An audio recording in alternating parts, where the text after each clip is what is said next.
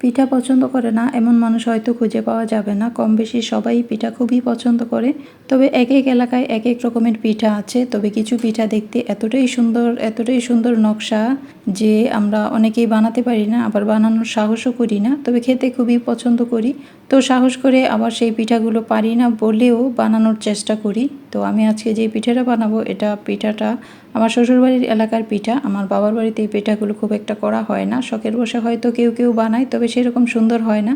তো মাঝে মধ্যে আমি বানানোর চেষ্টা করি, যদিও খুব একটা সুন্দর হয় না, কিন্তু খাওয়ার সময় খেতে কিন্তু ভালোই লাগে। পিঠার গোলা সঠিক হলে আর ভাজা সঠিক হলে, শিরাটা সঠিক হলে তখন পিঠা কিন্তু দেখতে সুন্দর না হলেও খেতে বেশ মজা হয়, মচমচেও হবে আর সংরক্ষণ করেও রাখা যাবে। তো আমি নিজস্ব ডিজাইনে এই পিঠাগুলো মাঝে মাঝে বানাই, সেটাই আপনাদের সাথে শেয়ার করব। তো প্রথমে বলে দিই যেভাবে গুলাটা করবেন, যে পরিমাণ চালের গুঁড়ি নেবেন তার থেকে আধা কাপ পানি বেশি নিতে হবে। যেমন 2 কাপ চালের গুঁড়া নিলে 2.5 কাপ পানি নিতে হবে। চালের গুঁড়া সেদ্ধ করে নিতে হবে ভালো করে। এর জন্য পানিটা বলক আসলে পরিমাণ মতো লবণ দিয়ে চালের গুঁড়া দিয়ে 5-10 মিনিট সেদ্ধ করে নিতে হবে। ঢাকনা দিয়ে ঢেকে চুলার জালটা একেবারে লোতে করে দেবেন। তারপর চালের গুঁড়া পানি মিশিয়ে নামিয়ে নিতে হবে। চালের গুঁড়া সেদ্ধ না হলে রুটি বেলতে পারবেন না, পিঁড়িতে হাতে বেলুনে লেগে যাবে, তখন কিন্তু পিঠা হবে না। আর গুলাটা পারফেক্ট না হলে পিঠা শক্ত হবে, নরম হবে না। চালের গুঁড়া সেদ্ধ করার পর অনেক সময় দেখা যায় যে পানিটা শুকিয়ে একেবারে চালের গুঁড়া শক্ত হয়ে গেছে। সেক্ষেত্রে উপর থেকে একটু কুসুম গরম পানি ছিটিয়ে ছিটিয়ে দিয়ে একেবারে নরম করে মসৃণ করে ডোটাকে রেডি করে নিতে হবে। আর এই পিঠাগুলো যার যার ডিজাইন মতো বানিয়ে নিতে হবে। তো যেহেতু আমি সব সময় বানাই না, আর মাঝে মধ্যে বানালে কিন্তু এই পিঠার নকশাটা সেরকম হয় না, যেহেতু প্র্যাকটিস নাই, তো কয়েকটা বানানোর চেষ্টা করলাম। দেখে যতটা সহজ মনে হয় নকশাগুলো করতে গেলে দেখা যায় মোটেও হচ্ছে না। তো আমি আর এরকম করে বানানোর চেষ্টা না করে আমি আমার নিজস্ব ডিজাইনে বাকিগুলো বানিয়ে নেব।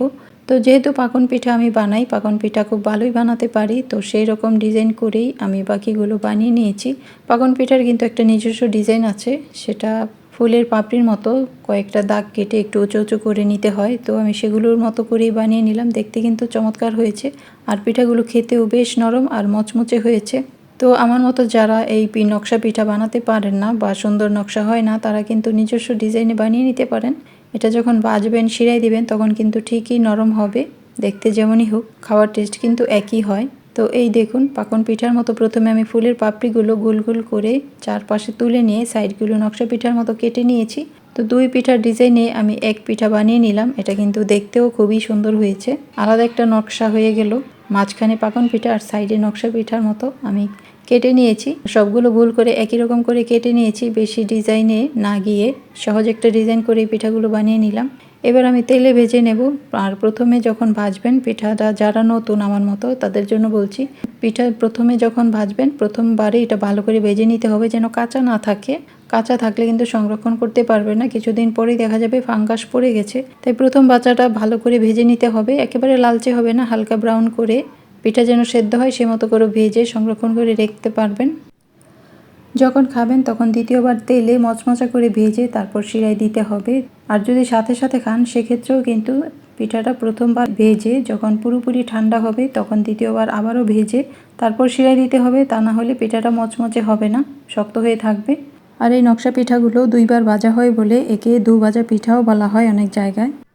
তো আমি প্রথমবার তেলে ভেজে পুরোপুরি যখন ঠান্ডা হয়েছে, দ্বিতীয়বার তেলে ভেজে তারপর আমি শিরায় দেব। শিরার জন্য গুড় নিয়েছি, সাথে অল্প পানি দিয়ে শিরাটা যখন একটু আঠালো হবে তখন নামিয়ে নেব।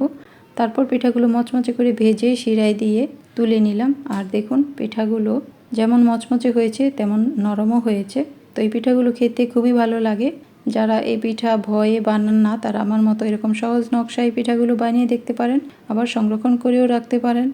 আর দেখুন পিঠাগুলো কিন্তু বেশ সুন্দর লাগছে, একেবারে সূর্যমুখী ফুলের মতো হয়ে আছে। তো চলুন এবার ভেঙে দেখাই পিঠাটা কেমন মচমচে হয়েছে, আবার একেবারে নরম একটা মচমচে, যেটা খেতে খুব মোলায়েম সেরকম হয়েছে।